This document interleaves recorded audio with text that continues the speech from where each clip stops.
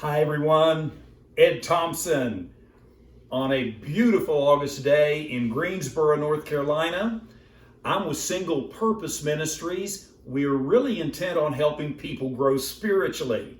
We have a two-part blog, what we call the written part, an e-blast, and the YouTube side, i.e. the video, is the y-blast. So we've just combined the two. I hope you enjoyed the e-blast this morning. Usually people read that first and then click on to me, and it certainly talked about some things that are important in life. Mr. Jim Miller in the story poured his life into three young men, and he taught them things of life like loving, giving, and who knows what other lessons. But on his funeral day, these boys knew that they had lost a wonderful man, and his legacy was going to carry on. So we're going to talk a little bit about legacy today in terms of words success and significance. I'll get to that after I set the tone with a Bible reading that hits the nail on the head.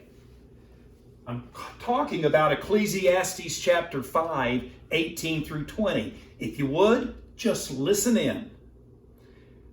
It says, "Even so, I have noticed one thing, at least, that is good. It is good for people to eat, drink, and enjoy their work under the sun during the short life God has given them, and to accept their lot in life. And it's a good thing to receive wealth from God and good health to enjoy it. To enjoy your work and accept your lot in life. This is indeed a gift from God. God keeps such people so busy enjoying life that they take no time to brood over the past." Could that be us? I hope so. That's where we're heading today, finding our lot in life in a very significant way. And we can use the word successful. However, I'm going to do a quick commercial on this is a discipleship tool, and we're about discipleship, man to man, sometimes small groups. And this tool allows men to answer questions, to think about deeper things, and then we talk about it, and then we grow deeper in relationship. Over the years, I must say, it's one of my most precious possessions to have friends who have grown because God grew them while they were going through Operation Timothy. This can be found on the website cbmc.org. And I want to read now what John Maxwell said. He is a leader and a master of leadership. He says, if you want success, add value to yourself. If you want significance, add value to others. Today, we are focusing on adding value to others, kind of like Mr. Miller did in the story we've just talked about. We're moving to a movie now. I'm going to read just a little bit about it. 1995, Mr. Holland's Opus, Richard Dreyfuss. Perhaps you've seen it. If you haven't, I highly recommend it. Let me just read a little bit about it. Glenn Holland thought his life was compromised when he reluctantly shelved his dream of composing an opus and accepted a job as a teacher instead. His goal in life was to write one memorable piece of music to leave his mark on the world. But instead, he found himself on a most unlikely path, pouring his life into high school students while learning to channel his love of music in new ways.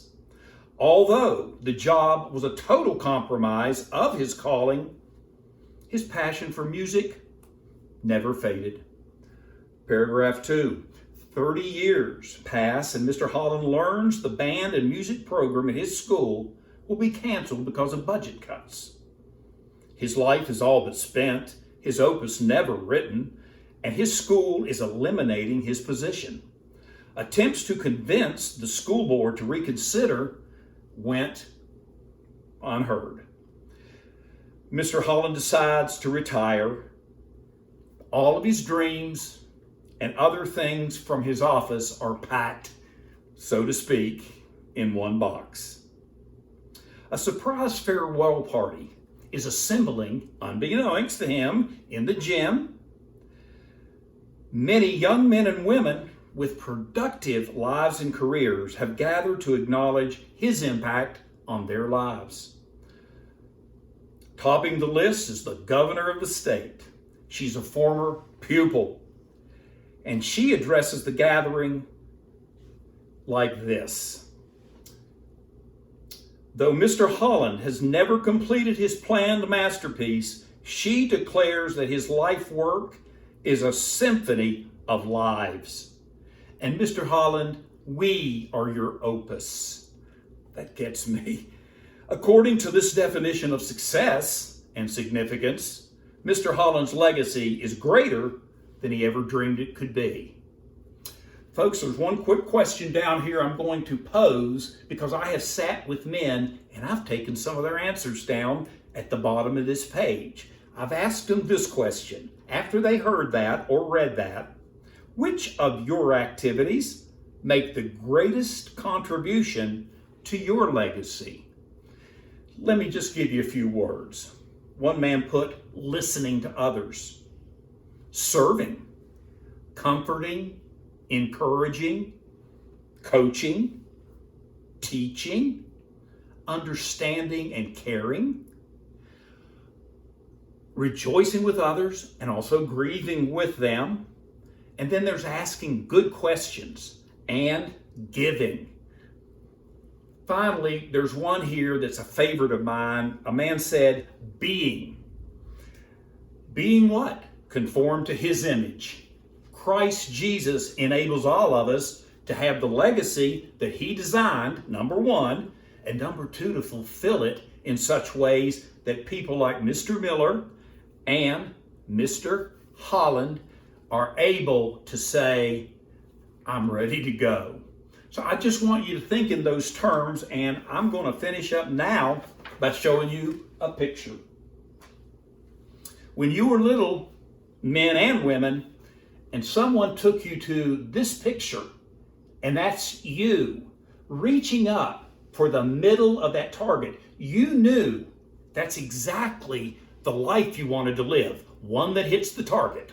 So I want to encourage you to live a life, maybe straight as an arrow at times, but in such a way, asking God, Lord, how can I hit the target you designed for me? So with that said, folks, I'm leaving you with that question and also the other question and saying, thanks for joining me. Have a great day and take care of yourself. See ya.